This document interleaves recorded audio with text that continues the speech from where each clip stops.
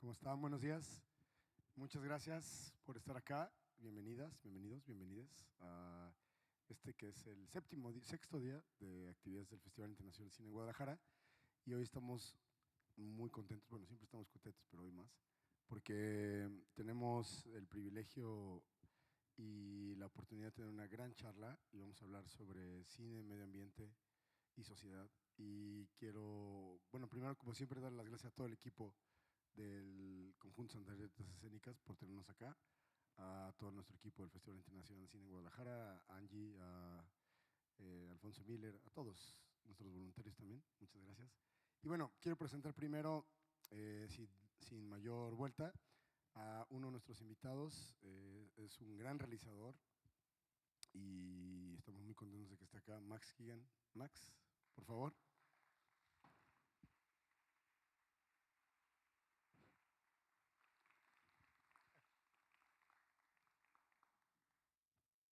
Y también es una gran felicidad poder acompañar a Max en esta charla con Eduardo Santana. Él es el director del Museo de Ciencias Ambientales y quien formó, nosotros ahora tomamos un poquito la estafeta, pero él con su equipo, Víctor y toda la gente con la que trabaja, han hecho la muestra de cine socioambiental y ahorita nos platicará sobre eso, pero pues quiero invitarlo. Eduardo, por favor, bienvenido.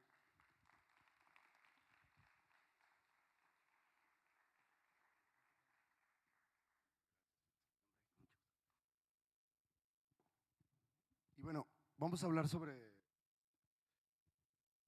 cine, medio ambiente y sociedad. Eh, Max hizo una película fantástica que se llama El pastor y el oso.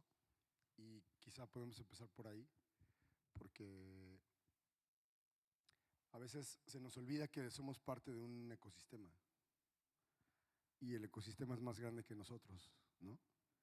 Eh, y en ese sentido no sé si hemos logrado entender la manera en la que necesitamos cuidar, necesitamos trabajar para que, perdón, se me está yendo la voz, para que podamos mantener vivo todo lo que tenemos. Y de repente a los pastores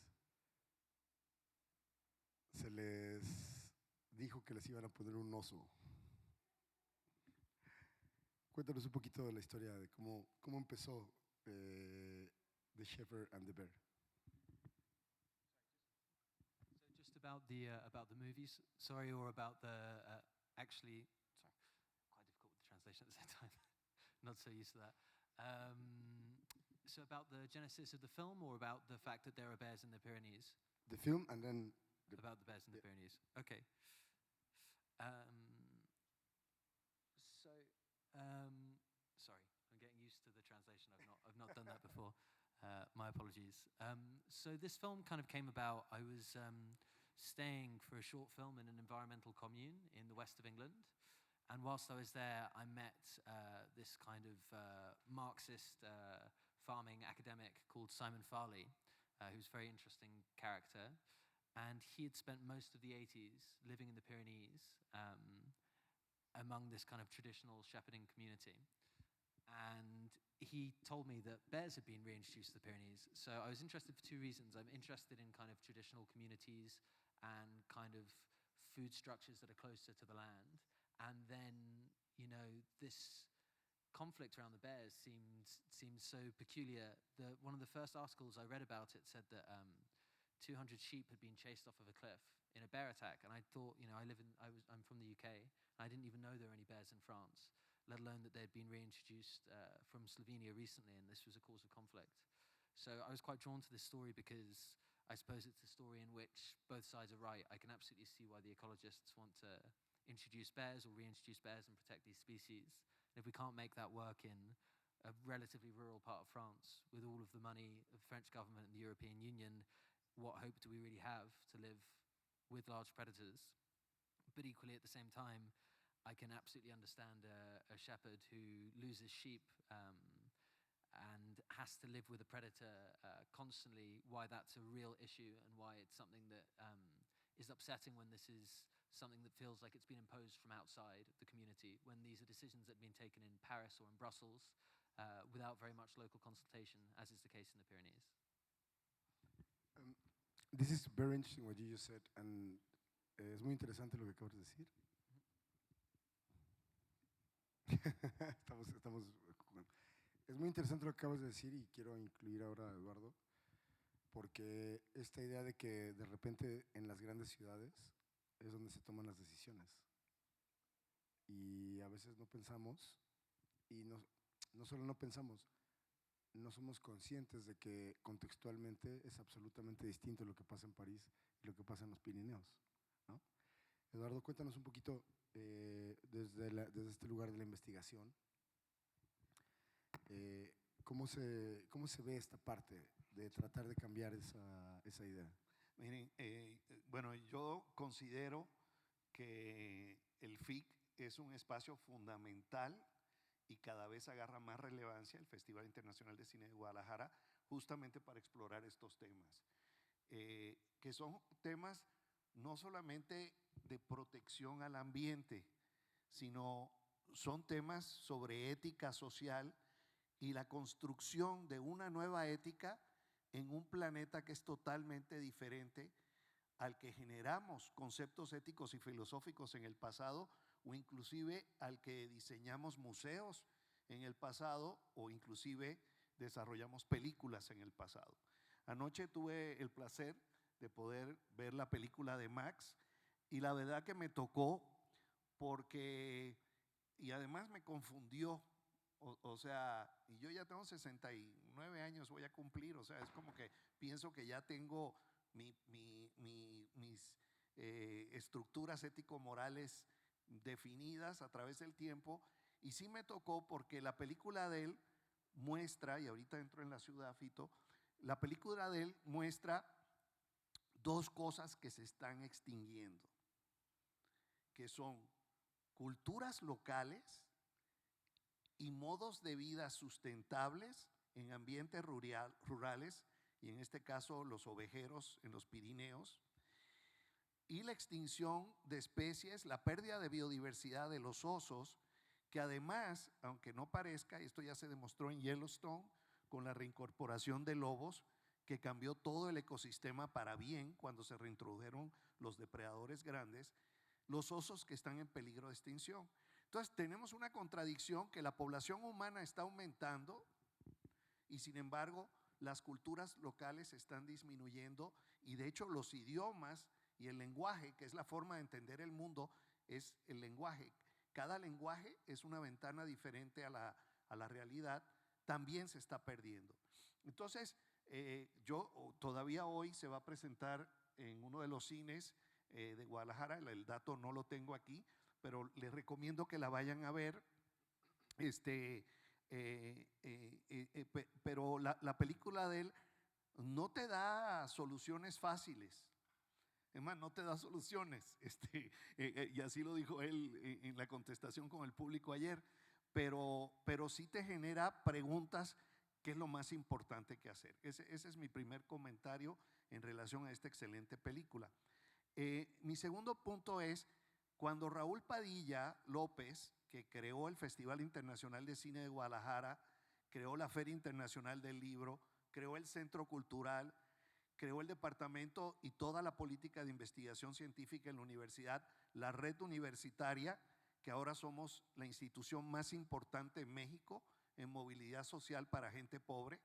Tenemos el mayor número de alumnos y alumnas del quintil más bajo de ingreso del país estudiando y a través de la educación superándose. Raúl también fue el que estaba pensando en el museo desde el principio de 1980. Y él dijo, un museo de historia natural, pero moderno. Así textualmente fueron sus palabras. Y lo moderno es, en esencia, lo contemporáneo, que estamos en un planeta donde ya el 80% de los ecosistemas naturales no existen. 80% de los terrestres. Donde ya hay una geografía de inhabitabilidad humana. Ya hay espacios en el planeta que son demasiado calientes para que puedan vivir los seres humanos donde vivíamos antes. y donde estamos causando lo que se llama la sexta crisis de extinción en la historia de la vida del planeta. Esa es la realidad. Y quien define esto, y esto es lo que hace la película de él, que nos trae un componente de una cultura rural en la naturaleza que no conocen los citadinos, y como dijo Fito, la mayoría de los seres humanos vivimos en ciudades desde el 2007. En los 300,000 años de historia que tenemos Homo sapiens, que existe en nuestra especie, ese es el 0.02% de nuestra existencia, menos del 1%. No sabemos vivir en ciudades, no estamos adaptados a ciudades, no hemos evolucionado en ciudades. Y sin embargo, aquí está el poder político, el poder económico, el poder científico, el poder religioso y el poder militar en las ciudades. Miren ahora los disturbios en la ciudad de Los Ángeles, donde está mandando Trump al ejército. Entonces, el poderoso urbanita va a definir el futuro del campo, el futuro de la naturaleza, y no entiende. De eso se trata películas como las que se muestra. Y aprovecho, un aplauso para Fito, ha hecho una curaduría excelente en estos 4 años que ha elevado la calidad del trabajo de lo que antes era la muestra, como antes era la muestra de cine mexicano, la muestra de cine socioambiental, ahora el premio. Y de veras que qué calidad. Muchas gracias. Muchas gracias, Eduardo.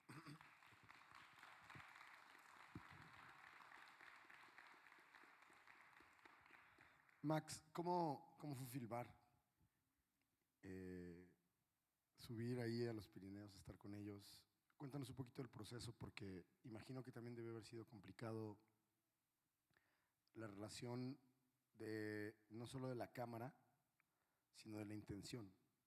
Que eso es cuando nosotros que hacemos cine documental, la intención siempre es complicada, ¿no? Y que la gente entienda lo que quieres hacer y lo que quieres decir es muy complicado. Cuéntanos un poquito cómo trabajaste con ellos y cómo fue todo el proceso de verlos, cómo se iba cambiando los momentos, lo que sucedía, cómo fue todo eso.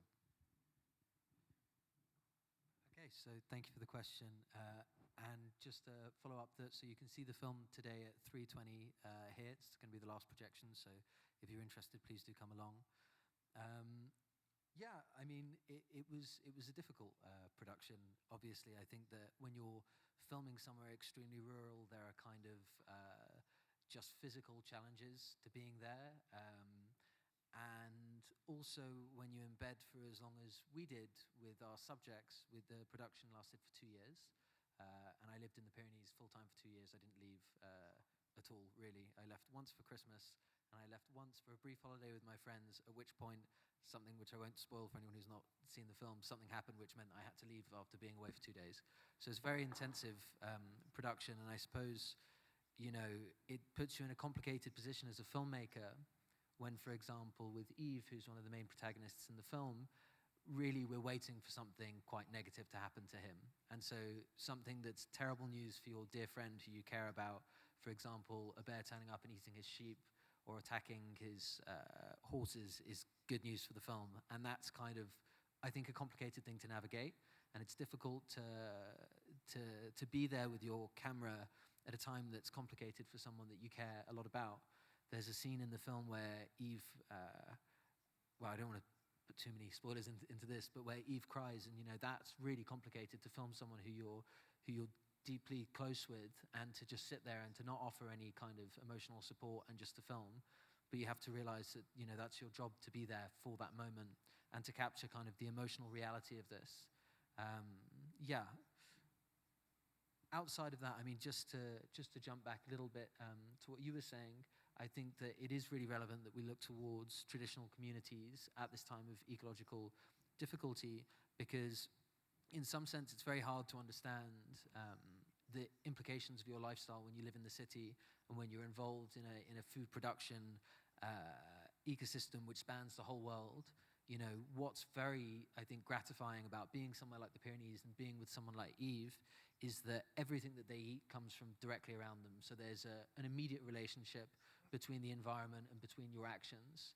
You know, I was just back in May, for example, this year, and some things that I don't think you'd necessarily notice as a kind of outsider coming to the countryside. You know, it's green, it looks lovely, people were really panicking in May because it was supposed to be the season for morels and there were no mushrooms at all.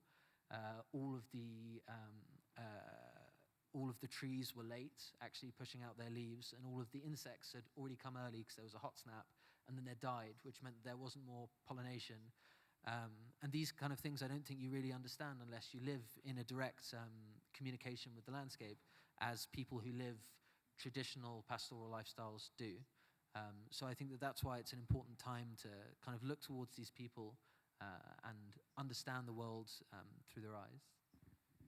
Es muy interesante esto que acabas de decir, porque creo que nosotros tendemos a pensar, y lo voy a volver a conectar con la idea de la ciudad, tendemos a pensar que el mundo pasa en la ciudad, ¿no?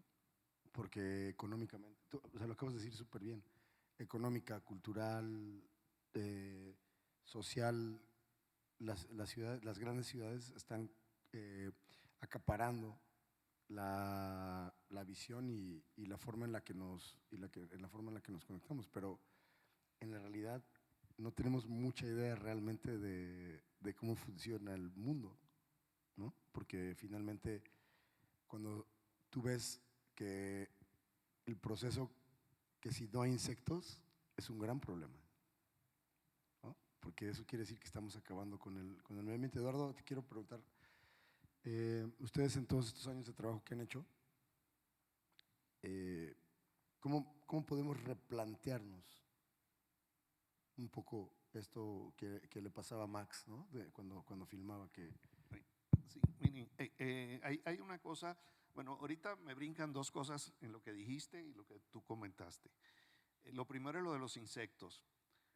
Acaba de salir un artículo hace 2 semanas, la caída de insectos en el Amazonas, en bosques prístinos, donde no hay seres humanos. Digo, hay seres humanos, pero no hay una influencia humana dominante que cambie el paisaje. No en un ambiente rural que ya ha sido modificado, ya sea el pasto, etcétera. Entonces, el problema de los insectos, que aparte quiere decir que las aves no van a tener insectos para comer, y la polinización, nosotros dependemos de los insectos que polinicen, por eso el problema de las abejas y la extinción de las abejas. Entonces, esto de insectos, nadie nos damos cuenta de la caída de insectos de la población, y es un problema grave que son consecuencia del cambio que hemos estado haciendo. Ese es para mí un primer elemento. Un segundo elemento de la ciudad, y esto sí lo quiero dejar, es que los que somos biólogos, yo estudio pajaritos, venados, murciélagos, soy ecólogo de fauna silvestre. La ciudad, lo peor del mundo, la ciudad es la que directa e indirectamente consume agua, genera desechos, contamina, gases de efecto invernadero, horrible. Pero si ustedes van a una reunión de arquitectos y urbanistas, van a decir, y así dice ONU Habitat, las Naciones Unidas, la ciudad es el mejor invento de la humanidad. Cabrón, perdón. Pero cuando vi eso, yo dije, a ver, ¿qué pasa? Entonces, cuando empecé a dar clases en el doctorado Ciudad, Territorio y Sustentabilidad, las alumnas y los alumnos en sus tesis me hicieron cambiar mi visión de la ciudad. Porque en la ciudad es donde evolucionamos culturalmente más rápido. Aprendemos a ser tolerantes a gente de otras razas, de otras culturas, de otras preferencias religiosas, preferencias sexuales en la ciudad. En la ciudad aprendemos a ser, con todo lo malo que tiene la ciudad, en realidad el futuro y la esperanza está en la ciudad. Es como el concepto griego de farmacón. Es un veneno que mata y es una medicina que cura. Entonces, la ciudad es una realidad como cualquier otra realidad de lo que hemos hecho. O sea, con la ciencia nuclear hemos generado rayos X que nos ayudan a salvar vidas, y la bomba atómica que mata gente. O sea, la ciudad es ese elemento. No la quiero satanizar, pero sí lo uso un poquito de esa manera porque nos ayuda a contrastar. Pero ya se me olvidó la pregunta que me dijiste. ¿Cómo qué? ¿Qué era? No, o sea, nosotros desde la ciudad, porque al final de cuentas esto que acabas de decir es muy interesante, que o sea… ¿Qué podemos hacer? Exacto. Ok, rápidamente, organícense, infórmense, trabajen en colectivos, en asociaciones civiles, en sus iglesias, en un país en un partido político, en un grupo estudiantil, en una asociación de vecinos, en grupos de movilidad en bicicleta, en limpieza de las playas. Infórmense y organícense y actúen, porque no es solo que hago yo en mi casa y que como y que si el plástico no sí, hay que hacerlo a nivel individual. Por ahí empieza uno en un cambio interior, filosófico, ético, emocional, y por eso tan importante las películas, porque todo entra por la emoción antes que por la lógica. Y a través de eso, informándose, entonces pueden colectivamente realizar cambios, empezando en su casa, después en su barrio, después en su ciudad, y así tenemos que seguir. Todo lo global está vinculado a lo local. No se resuelve todo en lo local, ¿okay? Pero están vinculados. O sea, empieza y termina en lo local. Max, ahorita que decía Eduardo de lo local, de lo que parece pequeño pero que es muy grande en realidad, ¿cómo sentiste a esta comunidad? Más allá de lo que vemos en la película, que es fascinante porque habla de la sociedad, pero también habla de cómo nos estamos relacionando con el espacio. ¿Cómo lo sentiste a ellos durante el proceso, y si crees que cambiaron algo ellos durante todo el proceso de la película? So I don't think I had any impact on this community whatsoever. I think that, you know, they are the way that they're going to be. People like Eve. I mean, I guess I need to stop talking about the characters because some people haven't seen the film. But, you know, old paysans are not going to be changed by a young Irish guy turning up at all. But yeah, I mean, I just wanted to pick up actually on something that you were saying in terms of the city and the local. I mean, something that was quite interesting to me in understanding, you know, in terms of the choices that we make, in understanding the issues that are facing people in rural communities like this, people who produce food, are when you belong to a food system that's basically global. So, for example, if you're in the Pyrenees and you go to your local supermarket and you want to buy lamb from New Zealand is 3 times cheaper than the lamb that you can buy from the local area. This is lamb that's traversed the whole globe to get to you in freezer containers because it's a byproduct of the wool industry over there. And on top of that, so it's 3 times less expensive. On top of that, the local lamb is 50% subsidized by the government. So effectively, local lamb is 6 times more expensive than lamb that's come from as far away as it can conceivably come, which is perverse, right? And plenty of outputs from farming in the region, such as milk, are no longer used, even though they were traditionally, because it doesn't make sense to extract it. And when, for example, they do the tonte, so the sheep shearing, all of the wool generally, though this is illegal, is buried or burned because it's too expensive to transform it into clothing, which is obviously what all the local clothing used to come from. So I think the point is that kind of the modern global marketplace produces massive inefficiencies wherever it is because we're always looking for the cheapest thing. And that means that, you know, whatever the tertiary, whatever the byproduct of, you know, and all industries have byproducts, is it almost always wasted or thrown away and discarded. So we're creating, even though we have this huge surplus, we're creating this artificial kind of, lack, I suppose, everywhere. And I found that very striking because you have everything you need actually. In most areas where there are people, that's why there are people there, because you have a forest, because you have water. So no, that was I think very affecting when I came to understand that. Ahorita que estabas diciendo esto, me acuerdo que, perdónenme, hace algunos años había un proyecto que se llama White Poverty, no sé si lo conocen. Es un proyecto de cine, pero es un proyecto de activismo social y es un proyecto de activismo de medio ambiente. Y uno de los cortos es una serie de cortometrajes que se hacen en todo el mundo por diferentes cineastas. Y uno de esos es un plano, solo un plano, que pone una cámara afuera de un supermercado en Berlín. Y entonces lo que la cámara captura es cómo están tirando los vegetales, o sea, todo lo orgánico que no se puede vender porque tiene una vida muy corta técnicamente, lo están tirando. Y lo que el cineasta quiere decir un poco era que la vida es muy corta, ¿no? Que la vida es muy efímera. Y así como esos vegetales, nosotros estamos desperdiciando casi el 60% de lo que producimos, ¿no? Ahora que decías de cómo es posible que sea más caro comprar una proteína que tienes al lado y que de repente llega desde casi 15,000 kilómetros de distancia, ¿no? Y al final de cuentas es esta idea de que el capital está por encima de la realidad en la que vivimos. Y ahí quiero pedirte, Eduardo, que nos cuentes un poquito en tu experiencia todos estos años, ¿qué crees que podemos hacer un poco para entender y mejorar las formas en las que estamos, no solo la producción, sino consumiendo, porque es una cuestión de consumo, ¿no? También.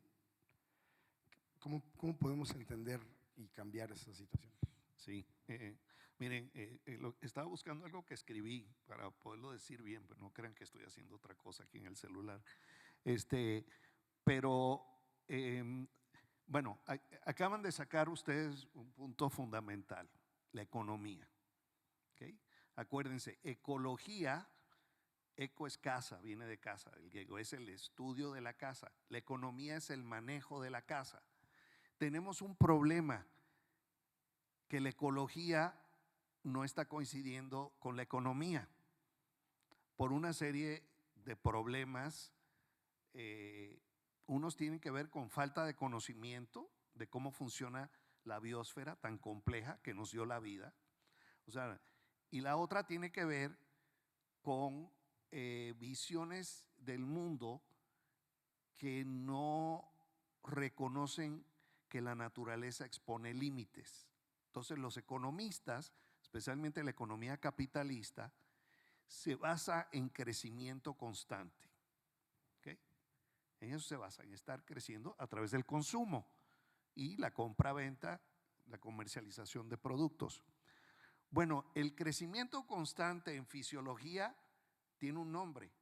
Cuando las células se reproducen constantemente se llama cáncer. Recordarán ustedes de sus clases de física, los que le tocaron, de las leyes de la termodinámica. La naturaleza nos impone límites.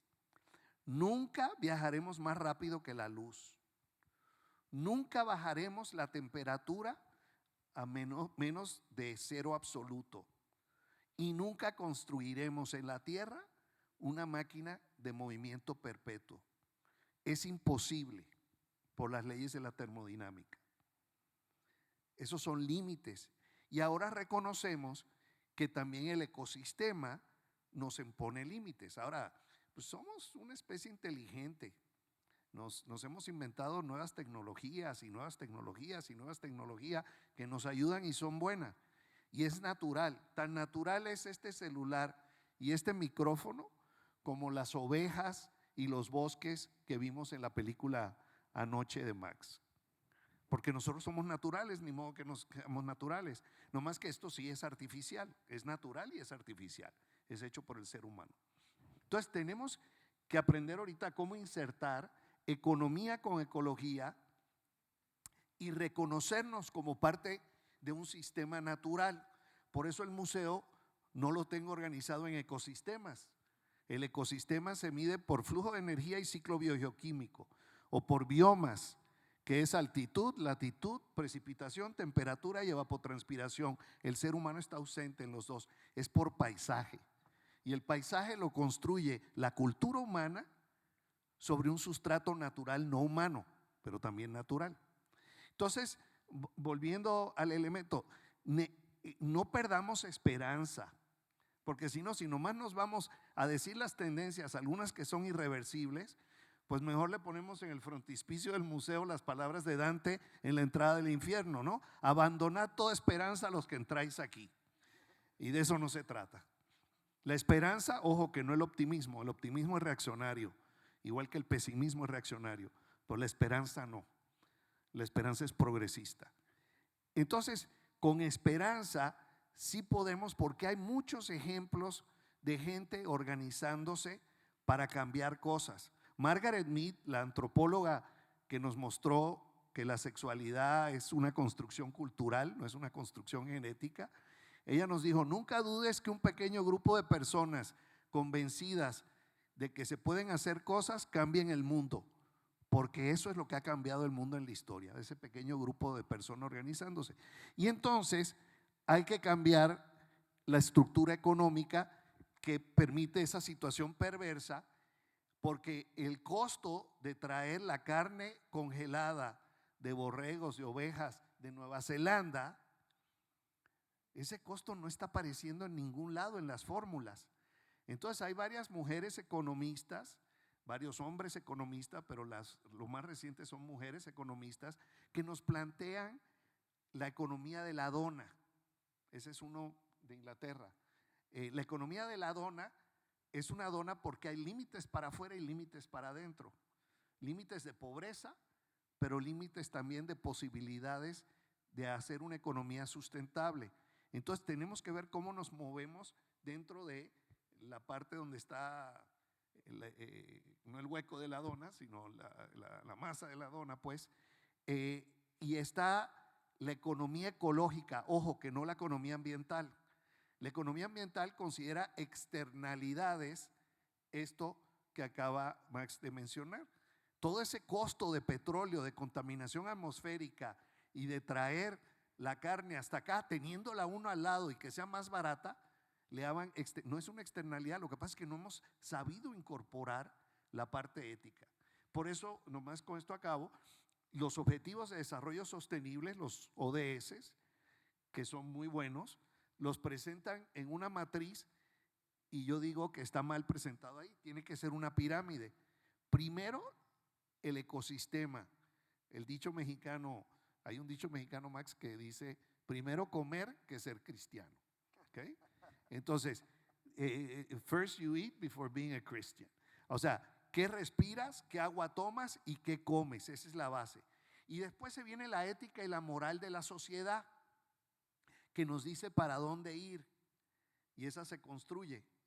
Y a ver si en el festival que viene hablamos de ética, Fito. Y después viene el mercado, la economía, que es un muy buen vehículo para ser eficiente, pero el mercado no nos dice la dirección. Si nos dijera la dirección el mercado, estuviéramos vendiendo riñones de niño, hígados de niño, porque hay un mercado para eso, para riñones y para hígados, y matan niños en algunos lugares, pero eso es ilegal, la moral no nos deja.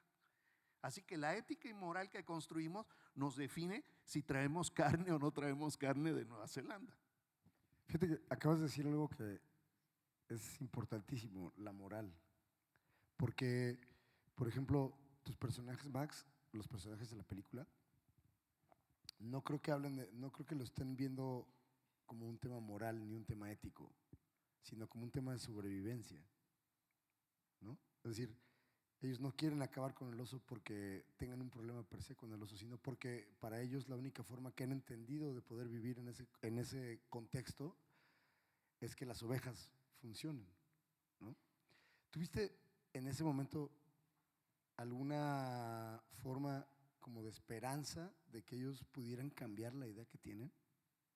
Porque voy a regresar un poquito hacia el principio de la charla, porque la idea de que el oso reingrese, hay una escena fantástica en la que llegan los especialistas de París y se la estoy spoileando, pero a los que no lo han visto, pero hay una escena fantástica en la que están platicando sobre por qué el oso es importante, ¿no? Y son 6 personas o 5 personas, no me acuerdo cuántas son, que les están tratando de explicar a los pastores por qué el oso es importante.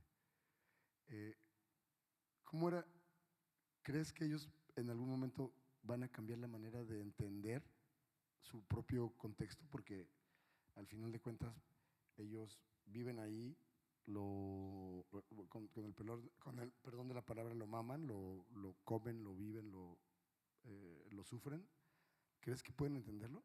O sea, y cambiarlo. Thank you for the question. I mean, I think that really, the bear for both sides of the argument is more of a symbol than an actual kind of important animal, I suppose. I mean, we spoke about Yellowstone earlier. In the context of an environment that is managed by another apex predator, it will, I suppose, reshape the landscape and its image. That's not the case in the Pyrenees. The apex predator in the Pyrenees, as everywhere else in the world, is us. So, you can put a bear there as long as the thing that's actually determining the way that the land looks is people. It doesn't really have a great ecological function.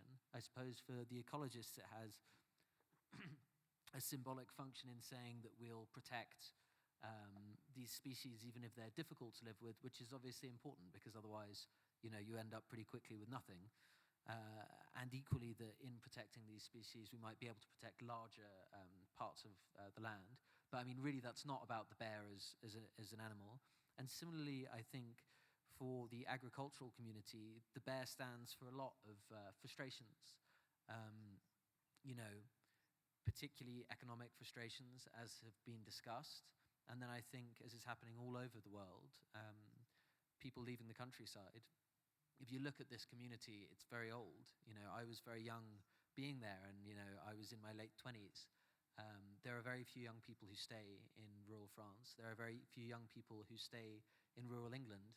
I grew up partially in rural England, and it was kind of anti-aspirational to stay. If you wanted to have a career, if you wanted to have a life, if you were a serious person, you would move to a city once you grow up. And I think that that's a sad way to look at the countryside. But yes, so to get back to your question, which was, can they learn to appreciate the bear? I mean, I suppose, yes. I mean, as you say, these people don't actually fundamentally hate the bear. What they hate is the situation that's been foisted upon them. And I think they hate the idea of this kind of moralizing external force telling them how to run, a place that they've run for a really long time. And I think that that's what's quite difficult, particularly when you have an ecological lobby in Paris or in Toulouse who don't actually live in the countryside and who don't understand necessarily, not saying they don't have things of value to say, but who don't understand actually the complexities of life in the Pyrenees. I think that that's difficult. And similarly, to talk about meat and the cost of meat, I think it's false to say that you can educate people out of eating bad meat. Most people, as you say, you've got to be a Christian, you've got to eat before you can be a Christian. Most people make the decisions, and I know I certainly do, on what I'm buying when I'm eating based on how much it costs, because most people don't have lots of money. And I think, just to totally agree with you, it's false to say that there is such thing as a free market. There's not a free market. Everything exists in parameters. They're acceptable moral parameters, and we need to treat food systems in the same way. We can't just say, oh, well, it's up to people, the consumer decides. The consumer doesn't decide. We decide. Legislators decide. Sí, justamente al final, justamente al final hay alguien que está decidiendo por nosotros, ¿no? Y que no tiene absolutamente nada que ver con el bienestar de las personas que lo producen y tampoco de las personas que lo consumen. Es de quien va a tener una ganancia frente a este proceso de producción. Y estaba pensando ahorita que decías cómo cada vez más la gente se aleja de las áreas rurales, de las áreas en las que se trabaja el campo, y pensamos que las ciudades son esos lugares como mágicos que nos van a salvar y nos van a dar esperanza, ¿no? Y ahí quiero preguntarte, Eduardo, que tienes mucha experiencia y sabes sobre esto, ¿cómo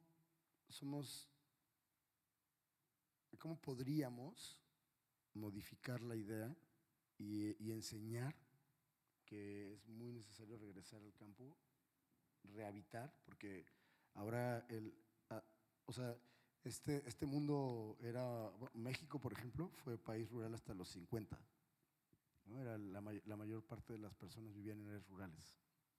Y después del modernismo, entre comillas, se volvió un país urbano también. ¿Cómo podemos generar conciencia para que entendamos que vivir en el campo, ser agricultor, etcétera, etcétera, todos esos procesos, nos va a salvar más que vivir en coches y con calor y todo lo que tiene la ciudad? Bueno, voy a decir la respuesta y voy a comentar algo a él. La respuesta es el amor, así de sencillito, y ahorita regreso a eso. Pero acaba de decir algo Max que yo creo que es muy importante, y es el contexto. ¿Okay? Lo que está bien en un contexto está mal en otro contexto. O sea, yo uso esto y lo voy a decir aquí. O sea, no lo voy a decir. Un pene entrando en una vagina puede ser la cosa más hermosa del planeta o la cosa más horrible del planeta, en una violación o en un acto de amor. Y es exactamente el mismo elemento. Les voy a dar otro ejemplo. Ahorita voy a hacer un experimento con el público.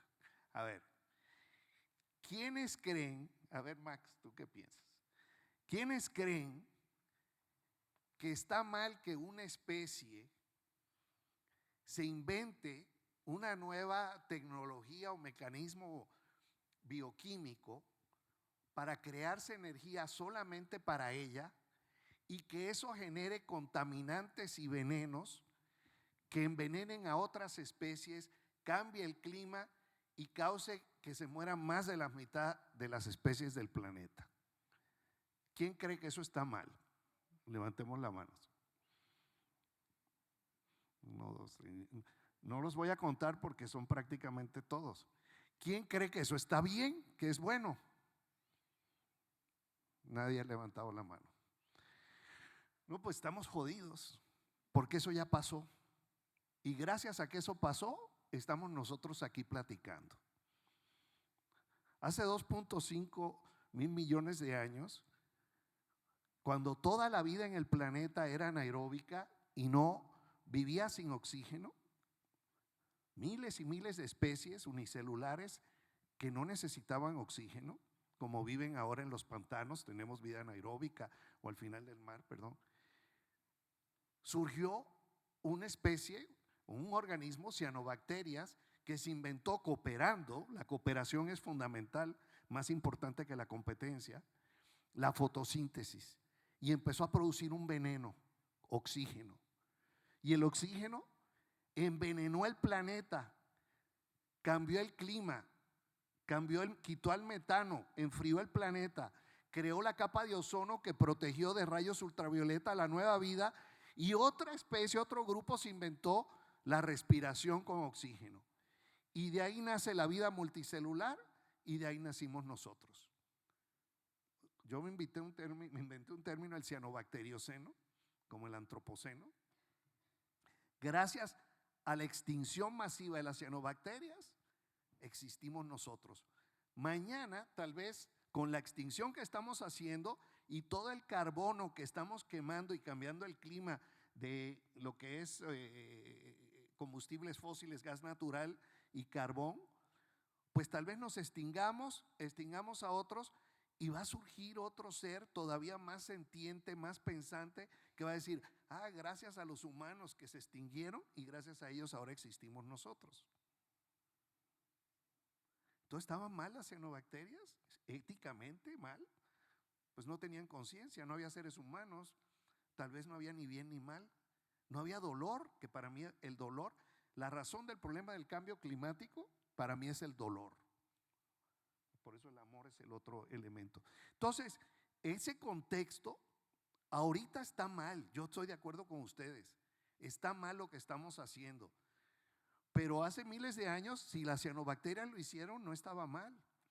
Lo mismo ocurre con los depredadores. ¿Tuviste Dersu Usala de Akira Kurosawa? Dersu Usala de Hunter, by Akira Kurosawa. ¿No? You have to look at it. You have to see it. Tú sí la has visto. Okay. esa película es un poema visual de cinematografía, pero es el contraste de un cazador entre Siberia y China y después en la ciudad con un ingeniero ruso que fue a hacer surveying the land, fue a medir el terreno. Y es una película increíble y los del campo son los que más hablan la fauna, aman la fauna, son cazadores. Ellos tienen respeto por lo que matan. La cacería es de las cosas que más ayuda a la conservación. En un contexto dado, las comunidades originarias de casi toda América respetan la fauna y hasta oran y piden permiso cuando van a cazar porque se ven a sí mismos como parte de una trama de la vida en la que todos somos prácticamente iguales, aunque nos ayudamos y competimos. Eso es ineludible, ayudarse y competir. Entonces, el contexto del oso en los Pirineos, yo creo que es un contexto donde está mal pensado meter el oso en los Pirineos. Aunque está mal que el oso se haya extinguido de toda Europa, eso sí está mal. Pero en otro contexto, el meter lobos, como dijo en Yellowstone, como dijo Max, o asegurarnos que haya jaguar en Nayarit y en Jalisco, en ese contexto sí está bien mantenerlo y ver cómo solucionamos el problema de que se comen las vacas y los borregos y las chivas, en ese caso. Ahora, ¿cuál es la esencia? Tenemos que tener una relación directa con la naturaleza y aunque esto suene un cliché, sigue siendo verdad. ¿Cómo es el cliché? No proteges, no amas lo que no conoces y no proteges lo que no amas. Y ya ahorita en ética, que ahorita estamos en esas discusiones en el museo, ¿cuál es la base ética del museo? La ética filosófica de la moral se basa en sentimientos y en afectos, y la lógica viene después. De hecho, ya sabemos que homínidos antes del ser humano ya tenían bases éticas, al parecer, por lo que estamos viendo. Así que antecede el concepto de orden y bien y mal como algo afectivo antes que hubiera surgido en el lóbulo frontal el concepto de la lógica. Así que el amor y el afecto, conociendo la naturaleza, y puede ser a través del cine. Yo soy producto de la ciudad. ¿Por qué soy ecólogo de fauna silvestre? Porque veía a Walt Disney en los años 60, antes de que nacieran ustedes, y veía Wild Kingdom, y veía un show francés que se llamaba Mundo Insólito en la televisión los domingos. Esos 3 programas de televisión definieron para mí, y novelas que leí de Jack London y eso, definieron que yo me fuera a trabajar con la naturaleza. El cine es fundamental. El cine es fundamental y por eso estamos aquí. Y si tienen alguna pregunta, este es el momento. Tenemos unos poquitos minutos para abrir la discusión. Si alguien quiere preguntar algo, levanten su manita y nos dicen. Y ahorita los intento ver porque tengo las luces en mi cara. Arriba, por favor.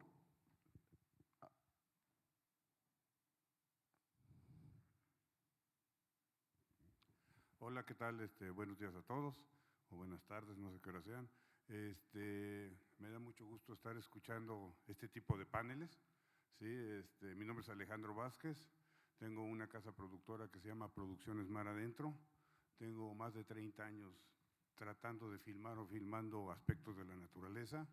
Estoy en La Paz y en Mérida, bueno, donde lleve la cámara o donde me lleve la cámara. Entonces me da mucho gusto esto. Y actualmente soy un promotor de que filmemos y volteemos a ver a la naturaleza.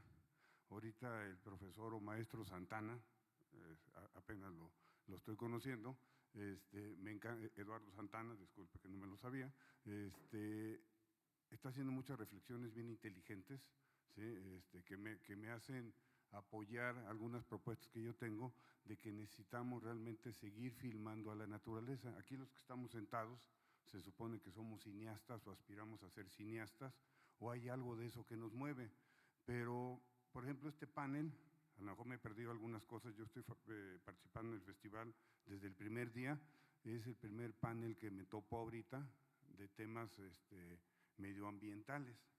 Y como así como anécdota, hasta ahorita vine a encontrar esta sala, batallé para encontrarla, que irónicamente está en el subterráneo, ¿no? Está como que enterrado, como que necesitamos salir del subterráneo de esta manera simbólica, ahorita aquí. Hay unas salas que están más a la mano y manejando otro tipo de contenidos. En general mi invitación es que filmemos, produzcamos contenidos, los que tenemos esa habilidad o esa inquietud, tratando de ligarnos más a la naturaleza. Hizo algunas reflexiones el maestro Santana, él es urbano, nació en la ciudad, pero hubo algo que lo motivó para voltear hacia la naturaleza, la parte rural o natural, y fueron precisamente, lo acaba de decir, los contenidos producidos en la cinematografía. Lo ideal podría ser filmar documentales, pero desafortunadamente, fíjense, estamos en el sótano, o sea, por decirlo simbólicamente, no son los contenidos que tienen más ventanas. Yo tengo una propuesta a los que quieran filmar, que aunque sea una ficción, que aunque sea un videoclip, que aunque sea lo que sea, ¿sí? Si tienen una cantante e iban a hacer un videoclip que se llama Las abejas volando, pues vayamos a las abejas, ¿no? O sea, como que es una forma de empezar a traer, porque nosotros somos los responsables de que se produzcan o no contenidos inteligentes, contenidos con información. Entonces, en lugar de pensar que la inteligencia artificial nos pueda recrear una abeja, pues vamos a donde están las abejas, ¿no? Y filmémosla y traigámosela a la gente urbana, a los visitantes urbanos, ¿sí? Me podría echar muchas horas aquí platicando, ya se me acabó el 20 creo, pero la invitación en general es eso, ¿no? O sea, yo también estudié biología, tengo 20 y tantos años filmando ballenas, hago buceo en cuevas y las filmo, espelobuceo, o sea, muchos contenidos. Desafortunadamente no vi la película ayer, se me pasó de noche, entiendo que se estrenó ayer, no sé si es la misma que se repite hoy, lo ignoro. Sí, en Centro Magno. Entonces sí es en la misma que me alisté para hoy, me va a encantar verla, pero en general, o sea, creo que los cineastas podemos ser responsables de poner la CIS en varios puntos, de varias tragedias o situaciones que están ocurriendo, y muchas gracias, eso es todo. Gracias. Allá arriba y allá con ella y luego de este lado después, por favor. Gracias. Bueno, muy buenas tardes. Qué gusto tenerlos a los tres aquí. He aprendido mucho en esta charla y lo que quería preguntar es que, bueno, están diciendo que el cine justamente ayuda a promover esta idea y a que conozcas y ames y protejas pues el mundo en el que habitamos, ¿no? Pero al mismo tiempo el cine también es como una industria muy contaminante y llena de desperdicio. Y justo también yo soy estudiante de cine y es como algo que me ha como evitado seguir, como que no quiero invadir o de que hacer demasiadas cosas y desperdiciar dinero y recursos en esto si no sé a dónde va a llegar. Entonces, tal vez quería preguntarles cómo se les ocurriría que podamos hacer un cine ecológico o como con este cuidado. Max. It's a really good point. I mean, this is something that I found kind of quite distressing, to be honest, filming for 2 years in Ariège. You know, for even just so every day we gave people a lav, I don't know, like a lav mic, and we had at least 3 of those out every day and a receiver on the camera, and that's 4 lithium Ultimat batteries. There's no other way of powering those that last for that amount of time to film reliably. So at the end of every year, I had giant cardboard boxes in my house full of lithium batteries that can't really be recycled. And most of these actually end up in the Central African Republic, where they pollute terribly and cause an enormous amount of cancer because people basically pick through the lithium to try and recycle it, but it's deadly. It's horrible stuff. So that is, you know, it's a really significant concern.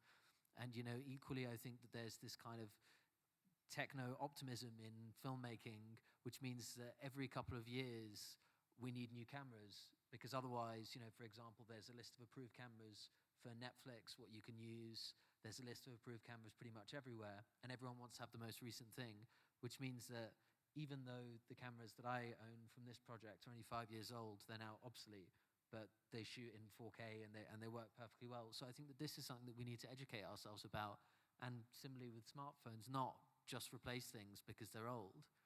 this is a lie that we're being sold. You can absolutely make perfectly good films on equipment that's not extremely recent.